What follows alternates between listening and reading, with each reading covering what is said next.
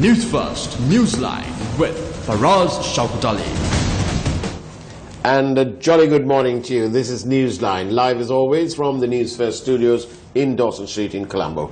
And we'd like to start off and remind you that this sort of thing doesn't only happen in Sri Lanka. A progressive activist interrupted US President Donald Trump's arrival to Senate Republicans' weekly lunch by throwing Russian flags and shouting Trump is treason. Trump was walking beside Senate Majority Leader Mitch McConnell. Trump is treason! Trump is treason! Trump is treason! There you are. President Donald Trump had Russian flags thrown at him. And there was a chap there who was shouting, Trump is treason. This sort of thing doesn't only happen in Sri Lanka. It happens all over the world. Not that it's right, but there you go. That's what happens. And so, very good morning to you. This morning we're going to discuss what the ICT sector can do, should be doing, and how it can actually help the future of our country. To discuss that is ICT specialist Dr. Manoda Gamage. Very good morning to you, Dr. Gamage. Good morning, Faraz. And thank you very much for being with us here. Thank you very much for inviting me. Yes, on a day also that we've woken up to the news that the bond man, Arjun Aloysius, has been refused permission by the courts to travel abroad. The better news, of course, is that the Commission's term has been extended for 6 weeks, and we hope that the Commission will make full use of it. Mr. De Oliveira must be overjoyed. On that note, now then, Dr. Gamage, if we talk for education in this country, I see that children here, they struggle each morning. Their bags are really heavy. And these poor little things are carrying all these bags. Why the need to carry the bags when we live in this world of tabs and all that sort of thing? Yeah, of course, if we use ICT for its full scale, obviously you can have a paperless school, paperless education. Yeah. But as a country, we are far from that kind of situation. We're really very far off. Yeah, we need to do a lot of things to get there, but we can start thinking first for getting there and have some objectives, goals, and have a plan to achieve that in the long term. I read that an article that you've written, actually, in which you say that the coverage, the availability of the network is widespread. It's not something like 80%, but only 25% actually use it. Exactly, yeah. So our country is covered by the network, all operators together, almost over 90% of the population is covered, and if necessary we can make it 100 as well. Right. But only thing is less than 25% of the people are using broadband today. So to use this by everybody for a thing like education, probably the government policies towards the broadband has to be addressed first. Recently we saw some decisions taken in the right direction, but initially at the very beginning of the change of this government, we saw 25% of increase in the broadband tax, and then VAT on that. And that seemed to be really ill thought out. Exactly. It's exactly the opposite that we need today. And 25% of the people who are using broadband today are the people who can afford it. Right. Now to go beyond from that 25%, you got to bring this down further, probably help them to get it. Right. And so this free Wi-Fi hotspots, they're not working. Yeah, that's the thing. Free Wi-Fi, free education, free health, now everything free. Is it going to work? Can it be sustained? Yeah, exactly. Now, if you look at, if you take education, for example, we think we could call it free education. I mean, ideally we should be calling it kind of free of charge education, probably, because we don't directly pay for it. but indirectly we are paying for it as well by way of indirect taxes. Everybody pays for it. And a lot of issues I feel that we have, the economic issues, are because of the government is trying to give this free of charge to everybody. I'm not saying that, I mean, people should not misunderstand me, that education should be given free for a person who cannot afford it at all. So it should be means tested. Exactly. It should be, depends on the income of the family actually. Indeed. So some people can I see you to say means of the family. Exactly. It has to be the means of the family because we are talking about kids. Right. So maybe one family might be having 5 kids Right. and another family having only 1 kid. Right. So we have to consider that. That's how the developed world is looking at it. So what you say is that we should move away from this free for all to free for some. Exactly. After it is means tested. Exactly. I mean, it could be completely free for some. It could be 50% off, 60% off, 25% off, 10% off, depending on how much you can afford to pay. I'm pretty sure you are better off by. It's in a way, it's very strange that, say for example, we never asked for clothes free. We never asked for a car free. People take loans to buy cars. Yeah. People take loans to build houses. Yeah. People take loans even to do the weddings. Right. In a country like that, people are very reluctant to take a loan and do their education, which can pay for everything else. And of course they could have a system like they have in some of the other parts of the world, Exactly. like in the UK anyway, Exactly. where you pay back after you start earning, Yes. and after you start earning a certain level of income. Yes. So when you look at the issues we have in education, most of them are because of the financial lack of resources, finance resources. Now, so how can we finance this education? One way is, of course, the people who can afford to pay for the education should be paying directly for Yeah. that, for the education, not Yeah. paying tax and asking for whatever the percentage for the education. Yeah. Instead of, you should be paying directly to your school, to your university, wherever. Yeah. And the other one is, of course, the scholars, the best people. How you measure that is questionable as well. Yeah. But the best scholars should be given scholarships. Right. It could be 100% scholarships, 50% scholarships, whatever. And then you can give grants, where you pay them, or loans, grants, whatever you call it, you pay them later when you start You earning. repay. Yeah, you pay them back later when you start making money. Right. So how we, in the context of recent sort of suggestions that the visas should be issued to virtually all and sundry to come in here and work in ICT industry, won't that sort of work backwards? Because I'm looking here, the young man who's or young girl who's they're young, they're looking at what they can do, and they're looking at this industry and thinking, hey, that's good, ICT, I can make some money there, I'll enjoy it. And then they find that the market has become saturated opportunities because we are pursuing an open door policy in terms of letting migrant workers in and out and so on.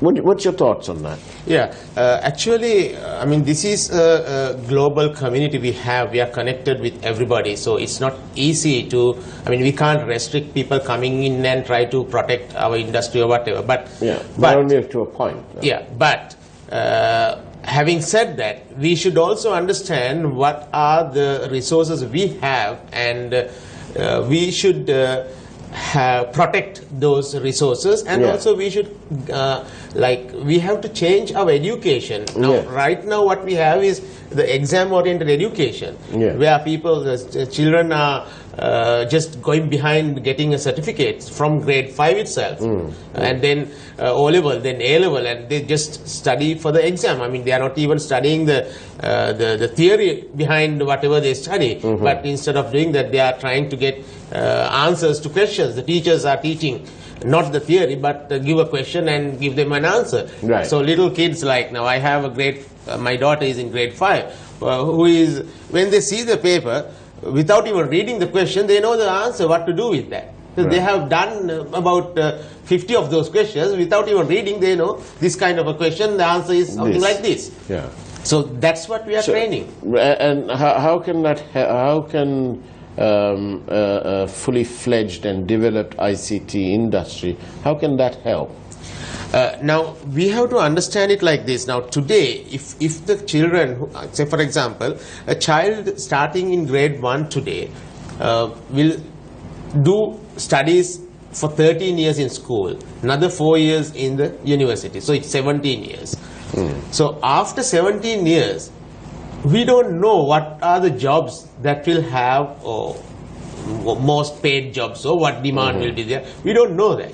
So a child cannot look at the ICT industry or something else and decide this is what I'm going to do at the age of 5. Yeah. So therefore, but then what we should be doing is we should be educating these children with the common things as much as possible, Yeah. so that at a very later stage, maybe when they are in the university, they can decide what they want to do, where they want to go. They Right. will understand their talents, skills, and the passion they have more. But the thing is, today, after, now say if you want to become an engineer, for example, after your O-level, you got to do maths. There's no other way. Unless you do, so a 16-year-old kid should decide that I should go in the math stream and I have to become an engineer. Right. So 16-year-old kid doesn't know what the job role of an engineer. Doesn't So what know. you're saying is they should be allowed to leave it late. Exactly. That's so possible. what I believe is that education is, it's not just the subject matter. You should teach them ethics. You should teach them a lot of other things like how to keep yourself healthy by doing sports, psychology, this kind of stuff. And everybody should learn about economics, for example. So the spectrum should be Much wide. broader. Yeah. And yes, you can study a little bit of maths, you can study a little bit of bioscience, you Yeah. can study a little bit of accounting and costing, project management.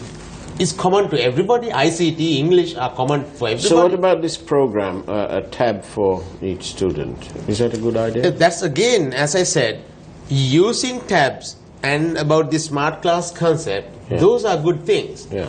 But a government trying to give a tab to all, Yeah. is it a sustainable thing? It's something similar to that Wi-Fi. Free. Yeah. I mean, where is it today? I don't know how many people are using it, and 100 MB Is nothing, per yeah. month is nothing. Yeah. So this is the thing, that you are implementing things or trying to implement things without really. Now these sort of political flourishes that manifest itself from time to time. It sounds lovely, and then when you look at it and you uncover it, like this free Wi-Fi, it's 100 MB per month. It's nothing. Yeah, I see it in different ways. One is, of course, because we don't have a long-term national plan. If we have a long, say, for the next 25 years, this is what we want to achieve Yeah. in our education. Yeah. This is what we want to achieve in ICT. Yeah. If you have a broad, long-term plan, whatever the disturbance comes in your way, you will not deviate that much. Because you've got your plan. Yes, but you will deviate. I mean, it's same with our careers. Yeah. Now, if I want to have now what I'm doing today is something that I thought maybe about 30 years ago, Yeah. 25 years ago. Yeah. I was thinking that I should be doing this, so I was doing various things to get there. And a lot of things come in your way, but Yeah. you don't deviate that much. Yeah. But you try to stay in that goal, that same road to achieve that goal. These are the sort of blows you receive from life. Exactly. You just deflect it and carry on. Yeah. Yeah. Sometimes you get attractive options. Yeah. But now, say for example, if you take me as an example, Yeah. now after my A-level, I was anyway planning to do engineering, so I am good Right. in maths. Right. So I was doing maths for advanced level and did very well. So I went to the University of Moratuwa. Right. So where I did my engineering, and during that time, this was 94 to 98, I was in the university, Yeah. but we did A-levels in 91. So Right. we were staying about 2.5 years outside the university, waiting for the university. Because of the issues we had in late 80s, and then the universities were closed. As a result of that, there was a delay. Now, during this time, I decided to do accountancy. I did CIMA. Chartered Institute of Management Accountants. So Yeah. now immediately after that I get a lot of good jobs, well-paid jobs, Yeah. for because I completed that before entering the university. Yeah. But I have a goal of becoming an engineer. Yeah. When I have that, I don't go to the job. I went to the university and studied for 4 years. Right. So that's what I'm saying. You get attractive options, but you don't go for that if you have a goal. If I didn't have a goal, I would have ended up becoming an accountant, which is not the passion in me. Right. And point taken, really. So this tab for everyone, for I presume for all the students, if it can be sustained, it's a good idea, is it? Yeah, but it's not going to be. Because It's not the answer. it's not the answer. We have, if we now say, if you want to introduce this, yes, you can do that as a model class or whatever. There must be a planned thing, and then there should be a plan. Where are we going to go with this kind of a thing in the next 3 years, in the next 5 years, in the next 10 years? We should have a concrete plan. Yeah. This is what we are going to achieve. But then, some of these students that we are giving a free tab Yeah. might be already using tabs from their parents I for see. the last 5 Well, years. Maybe. So we're back to the means testing. Exactly. Yeah. So some haven't even, some students don't know even what is a tab probably. So there are very, very different, we have a lot of discrete kind of a difference So we must bridge this gap, Exactly. this wealth gap. So We must bridge I it. think the government should be doing things to bridge that. Government policies, the government projects should be in line with doing that. Now, say for example, now there's a good project like Langama Pasala Hondama Pasala. The nearest Yes. school is going to be the. That's very good because you can just eliminate the grade 5 scholarship, which is destroying the everything about logical thinking, critical thinking, the curiosity in the kids. Right. They don't have anything else to do. Maybe from grade 3 onwards, parents and teachers are pushing them to sit for this grade 5 scholarship exam and get a good school. That's the objective. I speak. You obviously this must be right. I was speaking to a kindergarten teacher working in Africa, in Nairobi, and this lady told me. I said, "How is it?" She said, "Well, these kids. The culture here is that these kids, from the time they're in the kindergarten, their parents have decided that they're going to be doctors or surgeons or whatever, and so it's highly intense, and the kids have got no chance of being kids. This face painting and hand painting and all that business, the fun, seem to have disappeared." And is that the kind of thing here we are facing? Exactly. Everyone's being pushed to pass an exam. Yeah, and a father doctor wants the kids to become doctors. Father lawyer wants the kids to become a lawyer. It's not going to work. Parents also should understand that is not the case. Now, best example is now I being an ICT professional. My wife is also an ICT professional. Our daughter came to us at the age of 2 and said, I don't know from where she learned that, Father, I want to become a ballerina. Maybe from TV and cartoons or whatever. So I was like, wow. So I took her to a ballet class at the age of 2.5. So now she is doing ballet. Right. Just because I am an ICT expert doesn't mean that she has to become an ICT expert also. The questions have started coming in from our viewers. And did Dr. Gamage enjoy free education? Has he read Dr. N.M. Pereira's A Case for Free Education? Did he pay for his education at Morato University? Yeah. That's a typical question that people would ask. This is why I said people would misunderstand. Now, I'll give you an example. Now, I didn't pay for the University of Morocco, and I regret for that. Then there is no system for me to pay even now. You see. There is no system. If I want to pay to the university, there is no system. Even now, if you are selected for university, you're selected on this free Exactly. system. So I got merits and went into the university. So probably the top 10 in the country or whatever, let's say. And then I ended up doing electronics and telecommunication, which is the top there after the first year. Yeah. Now, in that batch, we had 48.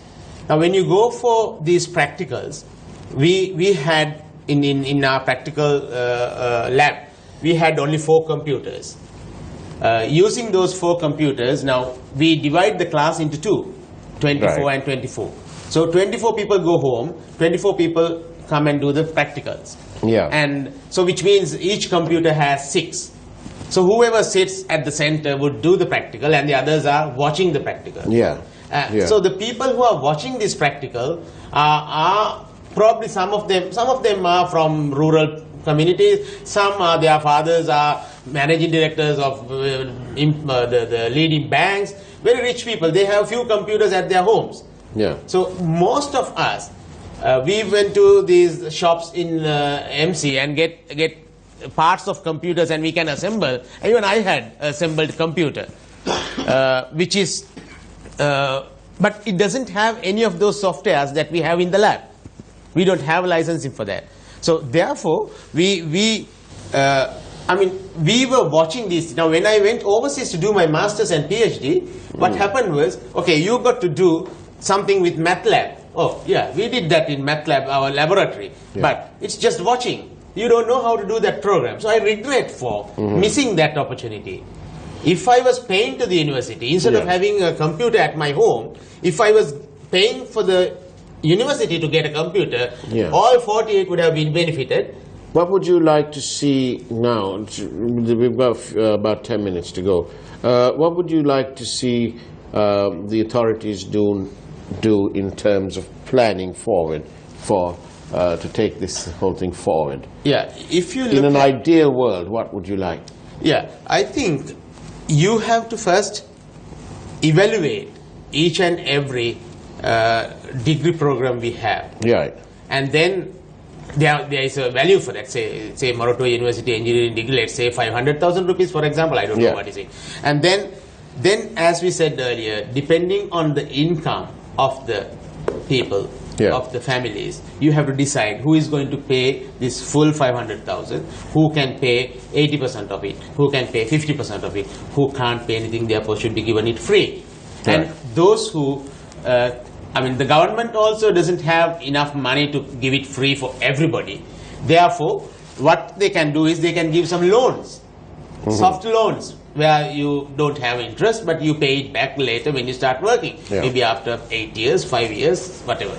And then, so there are many different ways of financing this, because ultimately you are going to benefit from this, because there's a huge job market outside Sri Lanka. Instead of trying to bring in ICT experts into the country, we should be looking at exporting our ICT experts to the other countries. There's a lot of work there and a lot of demand for the Sri Lankan ICT experts. We know, we have been working there, and we know this as a fact. So therefore, if you can produce these people with the right knowledge, where they can solve problems instead of passing exams just by memorizing things and by doing a structured question and answer like thing, we have to encourage them to do their research.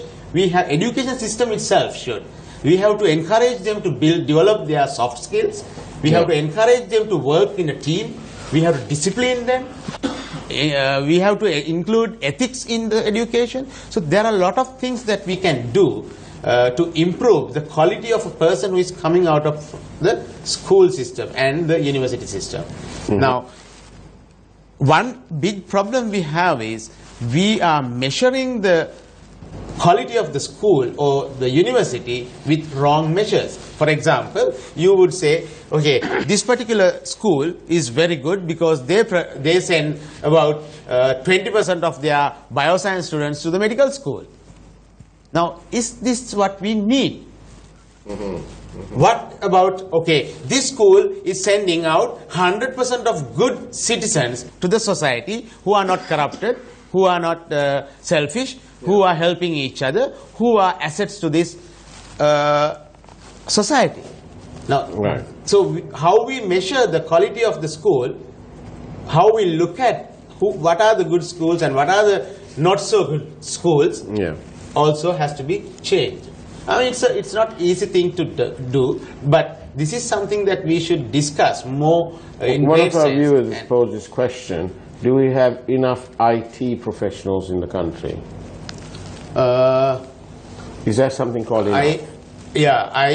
I don't have statistics with me for the IT industry right now, so I am not sure about that. But the other day you had your program Face the Nation, right? Indeed, yes. Yeah, and that this thing was discussed, and I watched the whole thing. Yeah. And what Minister said about bringing in ICT experts and improving the visa provisioning system, work visa permits thing should be, so that whole thing was discussed there. And what I heard there was, I mean, if there is an issue or delay in providing these works permits right now, you should address that. It looks like the way that was explained by the industrial or the panelists, the delay they mentioned was in the ICTA. I don't know how true that is, but if that is the case, it's a simple thing to increase the efficiency there. Give them a procedure, give them a guideline, and make it transparent, so you can provide that easily. I mean, to open the whole thing right now, probably not the answer. So today, maybe certain areas we may not have enough people, but at the same time, we don't have a proper system to measure that. I don't think that we have a proper system to measure that. Like, say for example, now I was overseas for about 10-12 years, and I came back to Sri Lanka in 2010. I'm hardly being used by Sri Lankan industry or the government, right? Even though I live here. What does that say So to you? there is no mechanism for us to get involved, to get engaged.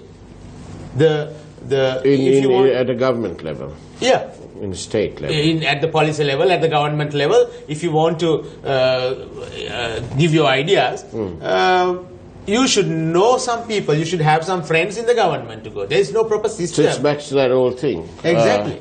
It's all about who you know. Exactly. And not so what if you know. How good you are doesn't matter anymore if you don't have a friend in the government.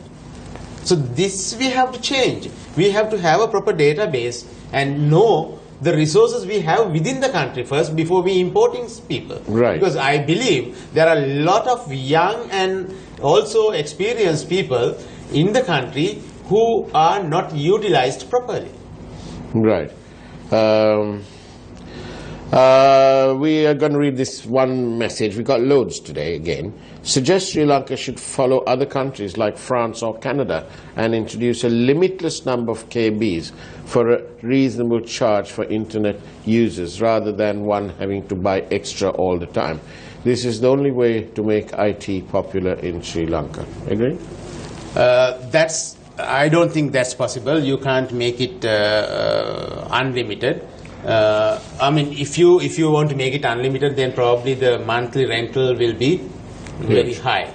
So there can be a package that gives you unlimited, but then the monthly rental will be high. So that's why we have different packages there. You have to select which is the best suitable one for you. So that I think what we have today is good. If you want to make some improvements, of course you can do that, but I don't think we have a huge issue in these packages offered by the operators. Some viewers, this viewer says that this is that you are actually describing this morning is a capitalist, socialist and communist political social salad. I thought we'll read that out, because in case you're thinking that we're not into salads here. And another one, I'm sorry, but I really, I'll read this out because this is from another regular viewer. RW has no previous experience in ruling the country except 2 abortive spells of 2 years each. He is floundering, hence the gimmicks. And that's from Peggy. Good morning and thank you, Peggy. But today, just very quickly before there's a last minute we're into. What about, are we on the right track? At least tell us that. I don't think so. As far as education is concerned, we are not in the right track. I am very, very worried about the education system in the country. We should have a proper system here to encourage our kids who are so curious when they enter the school to be even more curious when they go out of the school, and we should encourage them to do sports, extracurricular activities while doing other things, and get a good citizen out there, rather than having a bunch of selfish people who are trying to have a rat race and pass these exams and get the qualification without the proper knowledge. For a moment, Dr. Manoda Gamage, I thought you were describing our politicians selfish. But anyway. We are a democracy, so we get our politicians like that because we are like that. So we need to change. We need to change, then obviously the political leadership would change as well. This is worthy of another discussion on Face the Nation, which, by the way, airs on Monday nights at straight after the news at 9:30. But in the meantime, Dr. Manoda Gamage, thank you very much for being on Newsline. And that's the way it was on October the 26th, 2017 on Newsline. Take care and God bless.